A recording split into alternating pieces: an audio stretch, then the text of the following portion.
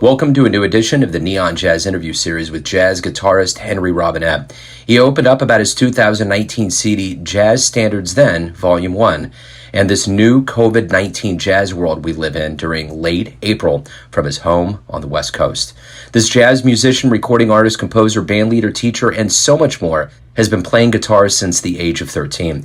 He comes from an impressive musical bloodline. His father is the first cousin to legendary jazz bassist Charles Mingus, and his early musical influences were Jimi Hendrix and Charles Mingus. He's got great stories, so dig it. Where exactly are you located? I'm located in Sacramento, California. Gotcha. How's everything going? Oh, it's going fine. You know, it's about as well as can be expected. You know, I have a nice little recording studio here, and I've been,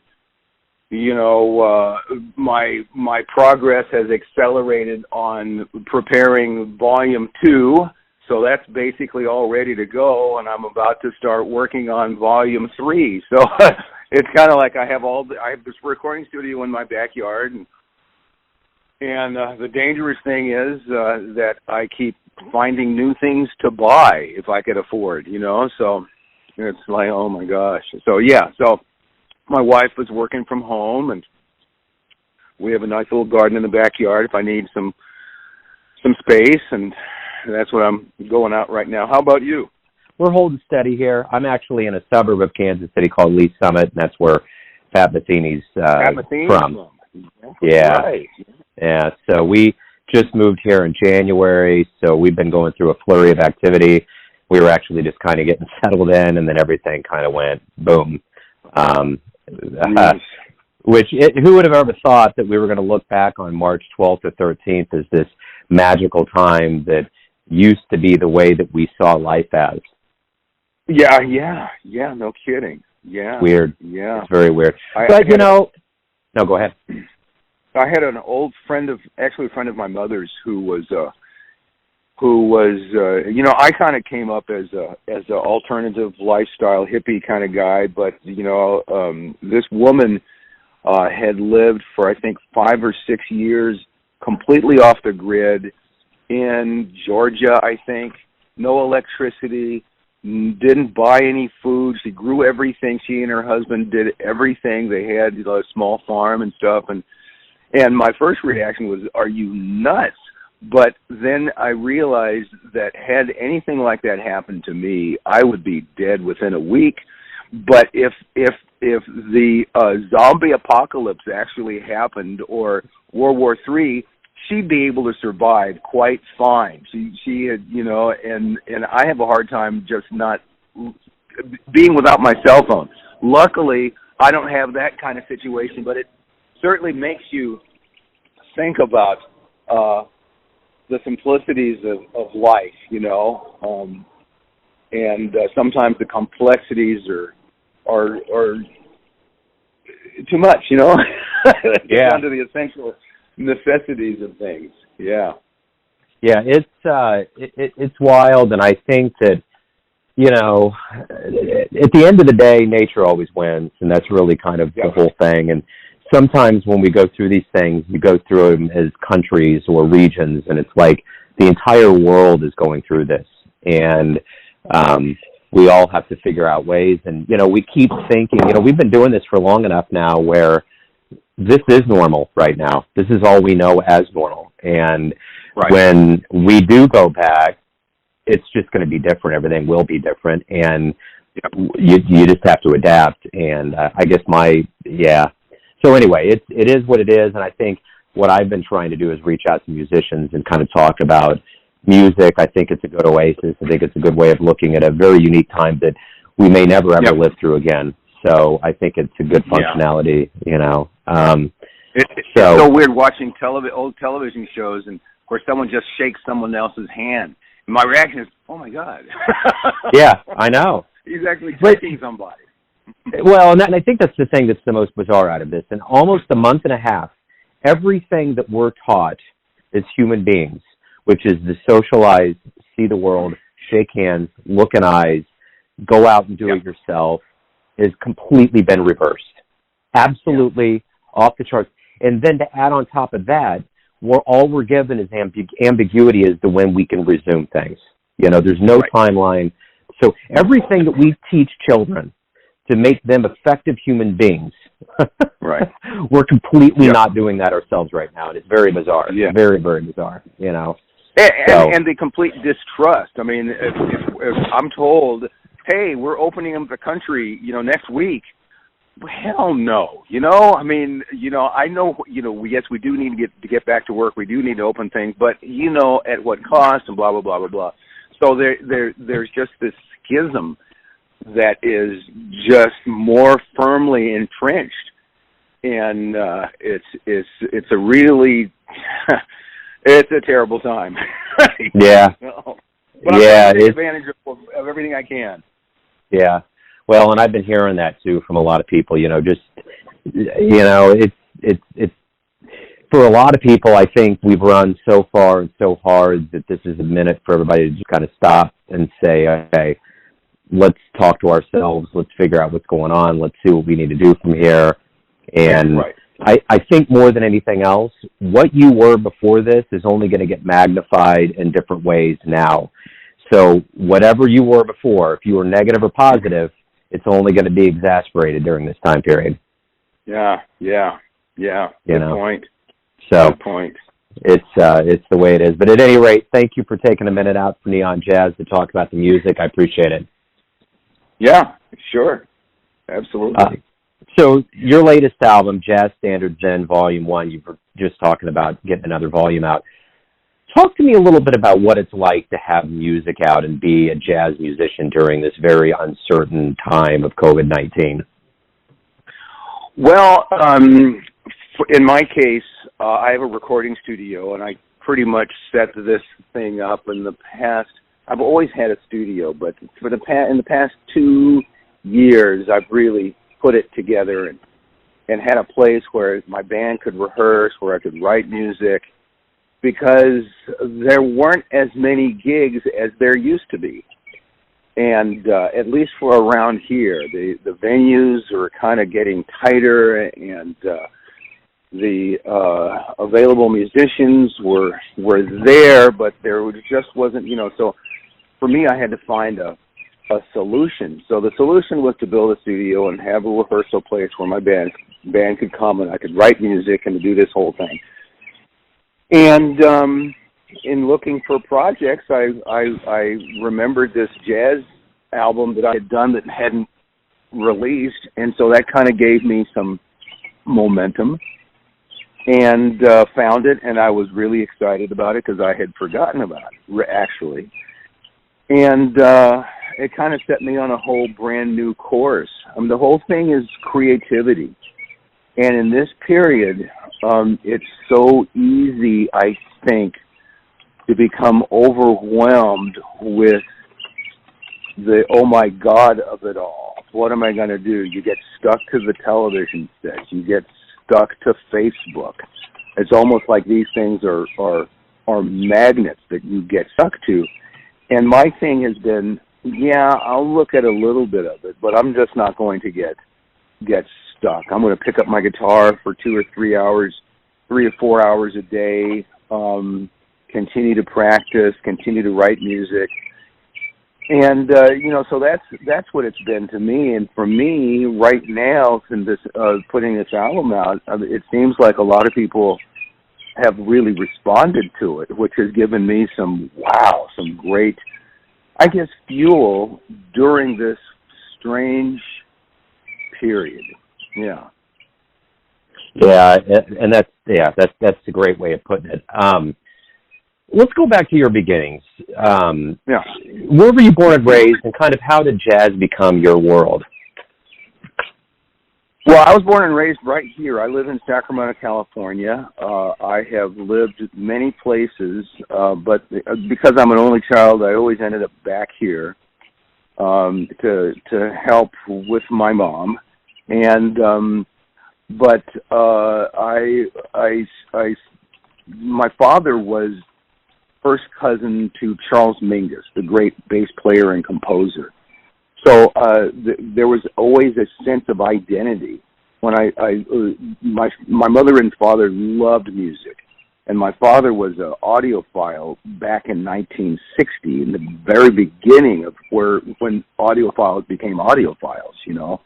They didn't have to have stereos. It was a huge monaural setup that he had. And he had a big, like, shelf of albums. And if I stretched out my hand now, I could reach about the amount of albums of Charles Mingus. And so I identified with that, but it took me a long time to actually find my instrument.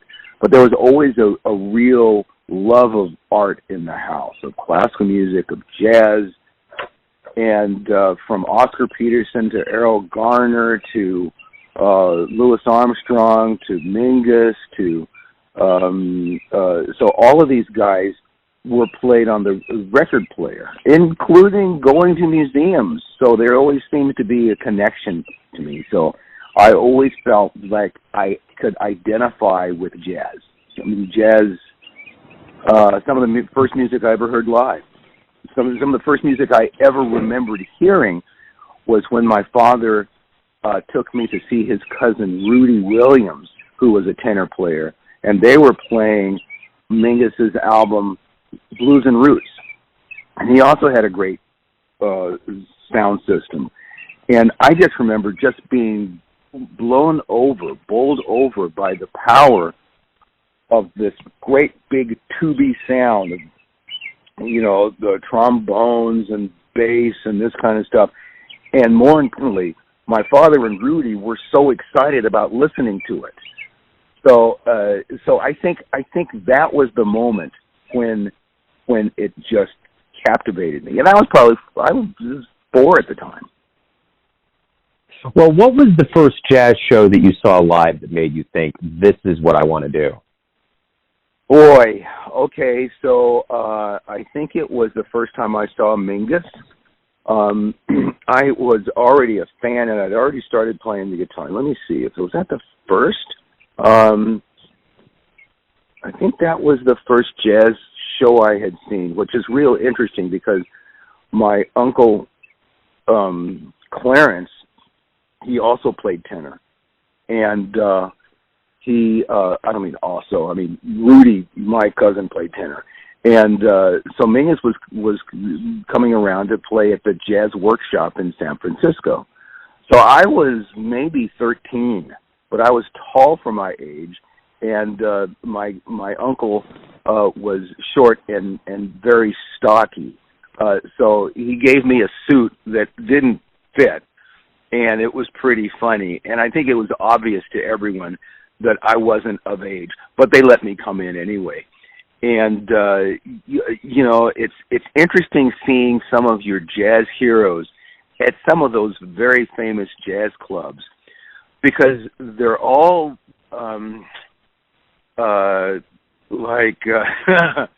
they're not the highest greatest jazz clubs. I mean, the Jazz Workshop was just a dank, dark, you know, place. And and I'd seen records of, you know, music being played at the Jazz Workshop, and so yeah, it all seemed very dark and mysterious. And Mingus came and sat with us, and I asked him, Mingus, is that Danny Richmond? Yes. Well, who's the trumpet player? I don't know. And so it was all very, very exciting. And I think the mystery of that, and sneaking into a jazz club with the smell of beer everywhere, it was just kind of intoxicating to a 13, 14-year-old boy. Well, and you did spend some time in New York City, and you got some associations with Sonny Rollins and Joni Mitchell. Talk to me a little bit about, you know, not only being in New York, but being around legends and luminaries, what they taught you that resonates with you today.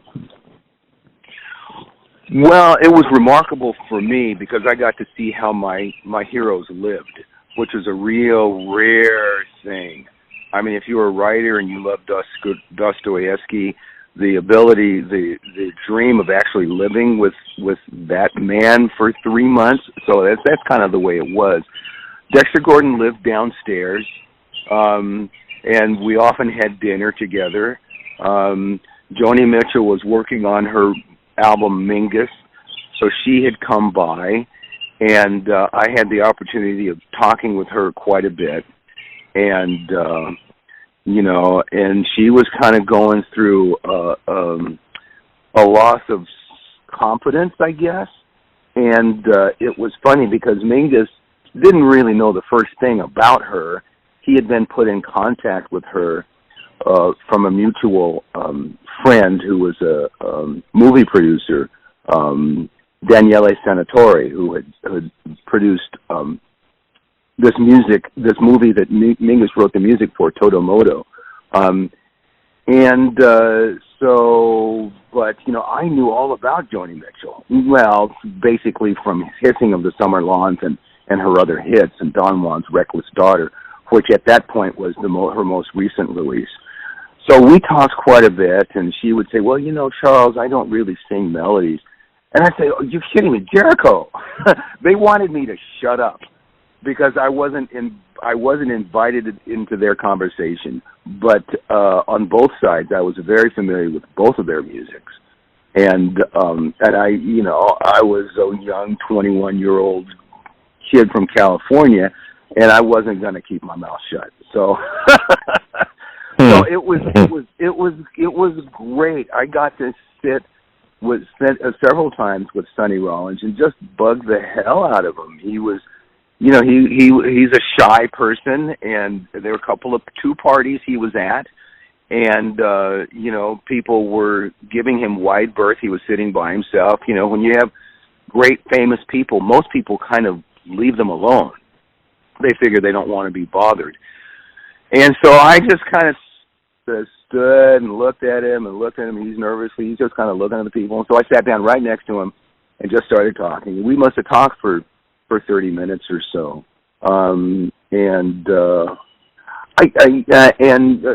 Same thing happened. Ornette Coleman came over the house, and I sat and talked with him for about 30 minutes about music, and he gave me a lot of advice. When he found out I was a guitar player, he told me the guitar and voice were the things that really communicated to the public, to the world right now. If you had the right power, if you combine voice and power and guitar, you really have something to say, and you can do something. And I think what I discovered more than anything was, they're just like everyone else. There isn't anything magical about them. I never found a magical elixir that these guys were geniuses. I think what seemed to be most real to me is these guys had a real talent, and they worked at it. And that's what I kind of took away from that. Well, I'm right. I just have to work my butt off because I don't have that kind of talent. So I have to work harder. Yeah, without a doubt.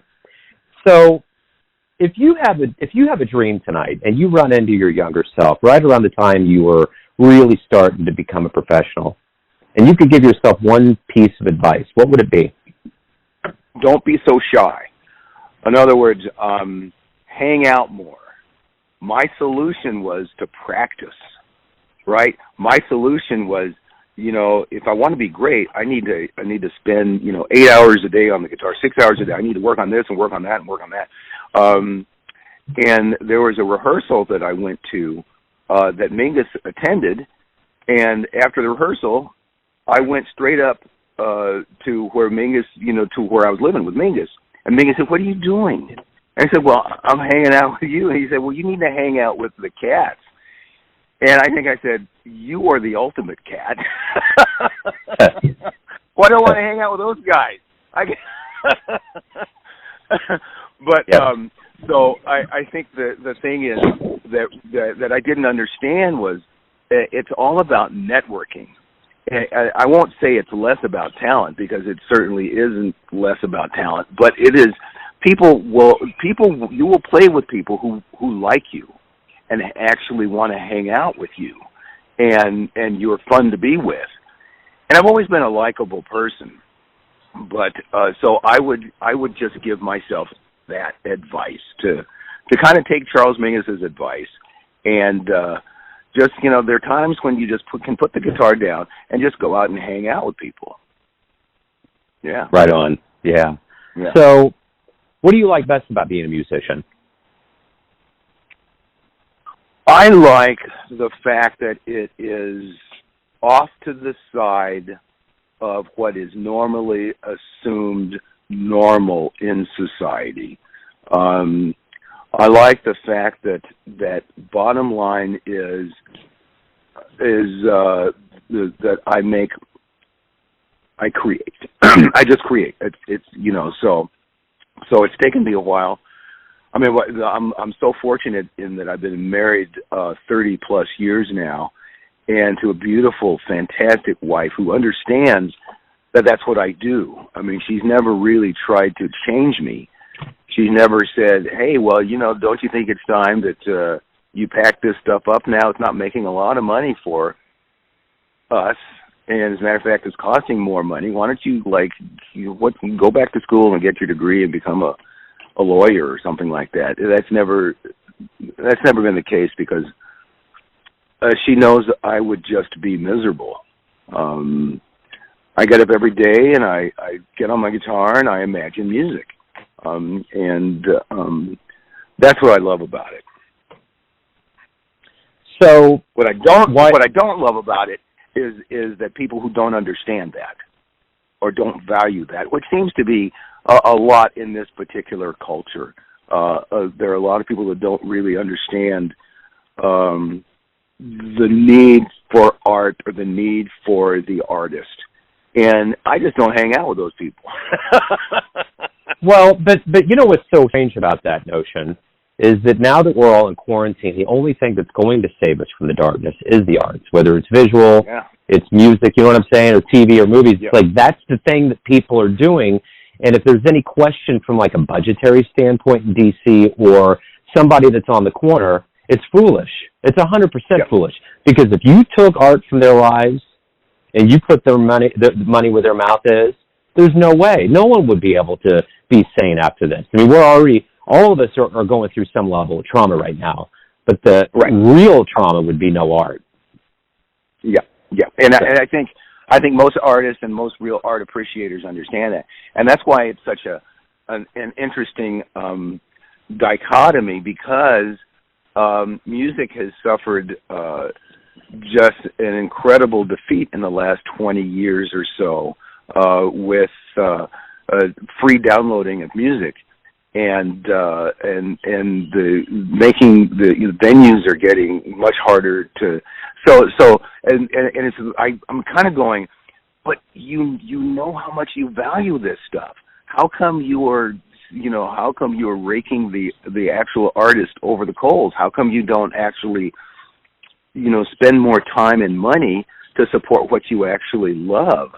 And so it's always been clear to me, whether you look at the commercial aspect of things, like the advertisers know the number one thing that's used to sell a product is music.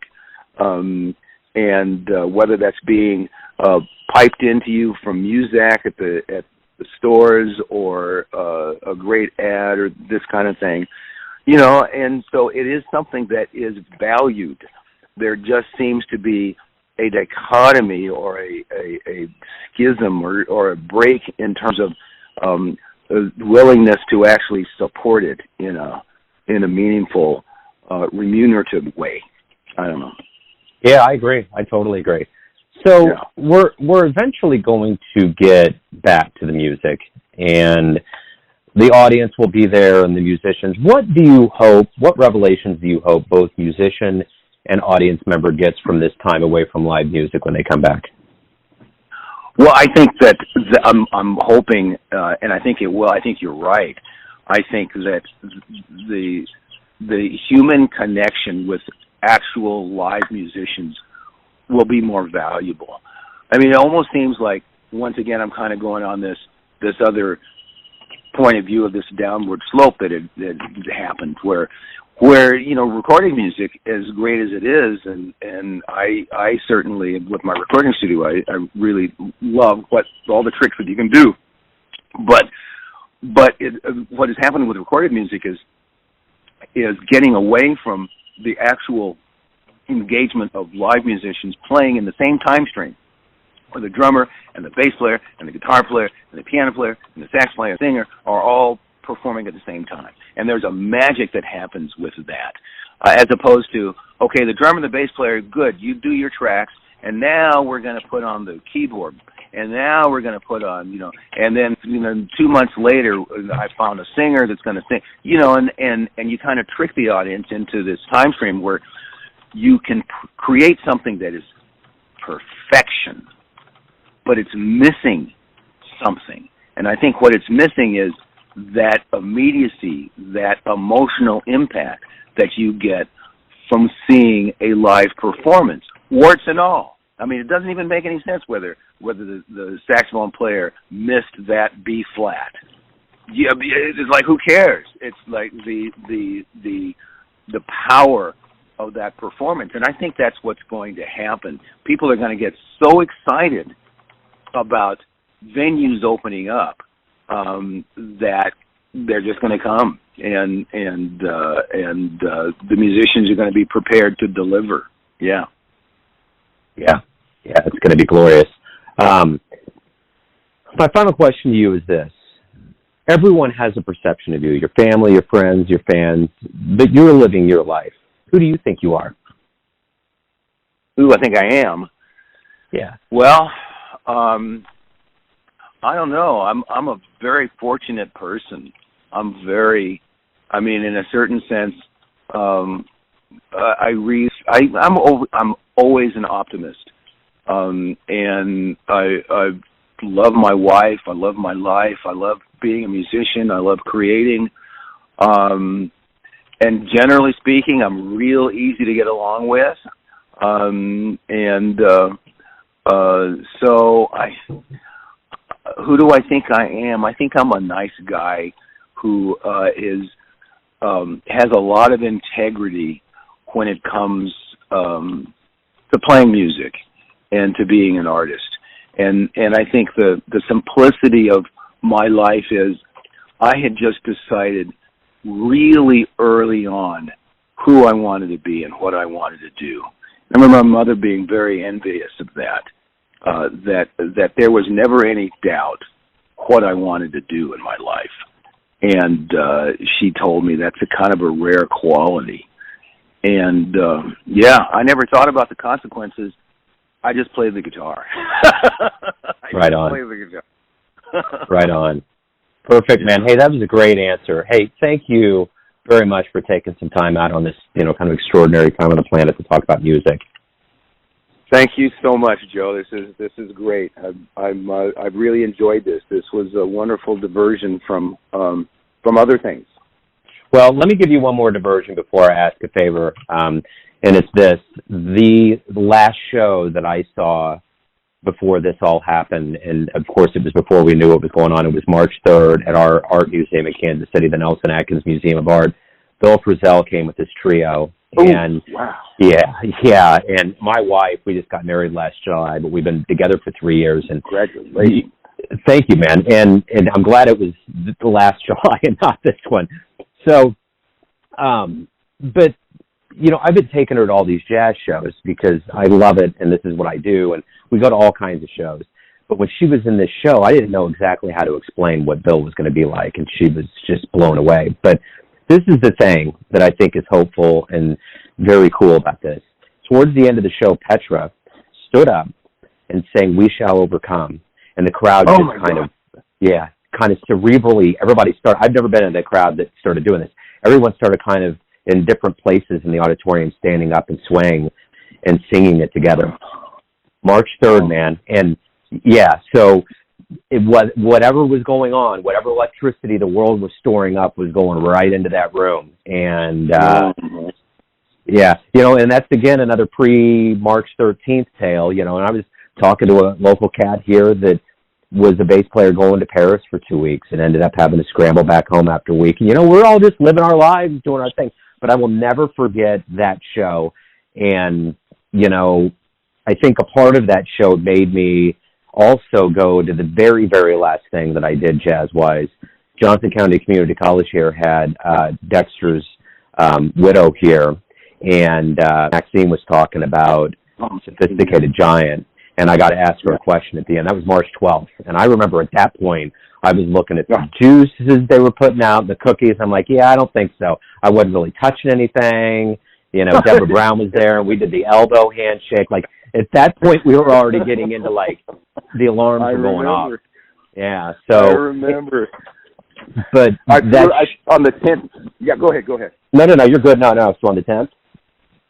On the 10th of March, I flew back from Florida, and all the both going. I went there the week before, and coming back, it was the same thing. The middle seat was not booked. And I even had an exchange, so I had two change of flights, right? Both going and coming. And nobody booked the middle seat. And I think, because it was, I forget how much we actually were aware of the coming disaster, so to speak. So I came back on the 10th. And 2 days later, he announced the presidential, whatever it was, the order on the 13th. So it's like, so quick things change. And Sure enough, my wife said, come on, we got to go to the store. Well, when are we going to the store? Well, we got to get supplies. It's just, things just fall apart. And it's just amazing to me how fragile things actually are. Totally. You're right, man. You're totally right. I just got to tell you, I got a Sonny Rollins story for you. My son, he's 15, and he's been listening to a lot of these interviews, and it's been kind of cathartic. And he was asking me the other day, what's been your favorite interviews or the biggest interviews? Maybe my wife was asking me, and I remember the moment that everything changed for me was when I interviewed Sonny, and I think that was in 2013. And every time I hear a story like what you said, it's exactly spot on. He was so humble. He was so gracious. He was so, it was just, I almost was like, I couldn't believe I was talking to Sonny Rollins. And I remember I was like lost sleep the night before. It was when his Roadshow Volume 1 came out, and it was a long shot. His agent sends me CDs, and I was like, hey, how about can I get an interview with Sonny Rollins? And I bet she thought, this dude who's been on the air for like 2 years in Kansas City has lost his damn mind. So, but what's the worst that's going to happen? No. But it was a yes. Yeah, exactly. And I threw the dice. But yeah, Sonny, at one point I was like, what is it like to be famous? And he just laughed and said, what do you mean? You think I'm famous? And I'm like, is there a camera here? But it was stuff like that. Man. He's like, I'm just waiting to release the greatest album that I can release. And he was talking about this album. And I'm like, Saxophone Colossus, are you kidding me? What? But that was him. And that's the reason why I've enjoyed doing all of these interviews and being involved in the jazz world. He is the Jazz Jedi Council leader of being in that group, of being humble. He is the one, dude. And he is grounded. He's humble. He's talented in one of the highest arts on the planet. And he has no pretense. And he's just a human being. And I think what he embodies, he's the last of that generation that's truly passing that torch to the youth.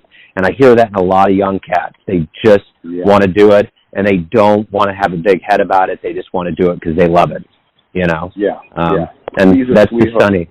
Man. I got to tell you that one other thing. Right after 9/11, I disconnected from. I just didn't want to get stuck like I don't know what they call it, a fly to the light or something like that. So I didn't watch a lot of the 9/11 coverage, not online, the 9/11 itself.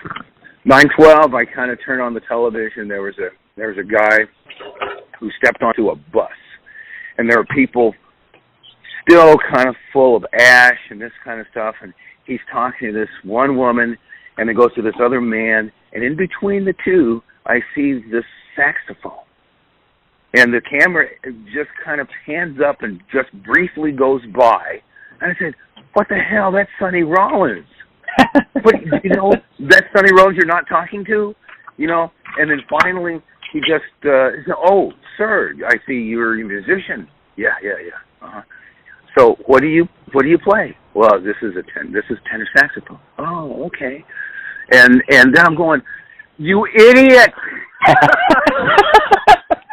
How do you not know that? Who this man is. Talk about humble, And he just said, well, they told me I had to evacuate and I had to leave. So a lot of stuff. I got a piano up there, and so I got the essential stuff, some just clothes and things in my bag here, my sax, and and I don't exactly know where I'm going. I'm going, oh my God, that's Sonny Rollins. Wow, that's unbelievable. He never said, "Oh, I'm Sonny Rollins." By the way, he never. The guy didn't ask. Someone else on the bus didn't say, "Do you know that Sonny Rollins?" No, he was just very like everyone else, in the middle of this tragedy, and just trying to find my way, Yeah. That's cool, man. That is the Sonny way, and that's kind of when things kind of changed for me. There was a lot of things that kind of, without me, not even in an overt way, kind of opened up, because when people would kind of look at, what I was doing, they were like, whoa, wait, hold on, Sonny Rollins. But I will tell you one other cat that really surprised me, and he doesn't do interviews anymore, is Hubert Laws. Was the first, probably one of the very first interviews I ever had, and he said something to me that shook my foundation, because I'm on the phone with him, like, really, like, even beyond Sonny, like, why in the world is this guy talking to me right now? But he was on the phone, and he was just talking, and it was just, we were doing our thing, and he said, Joe, I'm going to tell you a story real quick. He said, I've reached a point in my life. I was at the car wash the other day, and someone saw me and totally flipped out, and I started thinking to myself, I hit a point in my life where I can either hold all of this in, and he wasn't even naming it what it was. He just said, I can hold all of this in, or I can just give it away. And he just let it pause there for a minute. And I just totally got what he was saying. Like, he's going to call this guy that's been on the air for less than a year, that he clearly can tell loves jazz, and gives me a shot. And then even this guy at the car wash, I think he probably tipped him well, or talked to him about his association with Quincy, or whatever he said. But those are the moments when these guys that are legends do that. That's the true test. That's like the Rudy moment of getting carried off the field after all those years. You just know that no kidding.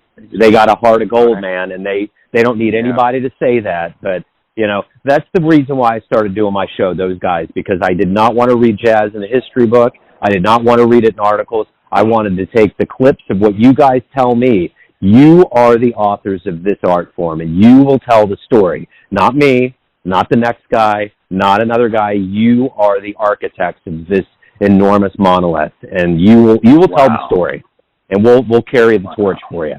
So that's the way it is. And I'm just saying that gives me goosebumps. But go ahead. Cool. No, I was just going to say I did read Mingus's bio, and really, really enjoyed it. And I had no idea how complex and how just how many levels of intellect and talent and life. I mean, he lived like 50 lives, that guy. I mean, he did. He really did. Yeah. Oh my God. Really it's like, you get to the end of that book and you're sweating like you ran a mile. You're like, oh my God, I'm worn out. And I didn't even do that. He did it, So Mingus is another one that when I interview, people talk in ways like, that he birthed so many musicians in jazz that's unreal. I mean, you hear about people talking about Bird, his impact, but Mingus is right up there. His impact. I think so. He really left a mark on this planet. So, but anyway, man, thank you again for taking some time out. Cool, all right, well, you stay safe and you be well. Thank you very much, Joe. You too, man. Take care. Thanks for listening and tuning in to another Neon Jazz interview, where we give you a bit of insight into the finest players in Sacramento, Kansas City, and spots all over the world, giving fans all that jazz. And thanks to Henry for his time, music, and stories. If you want to hear more interviews, go to Famous Interviews with Joe Domino in the iTunes Store. Visit neonjazz at youtube.com, and for everything Neon Jazz all the time, go to the neonjazz.blogspot.com. Until next time, enjoy the jazz, my friends.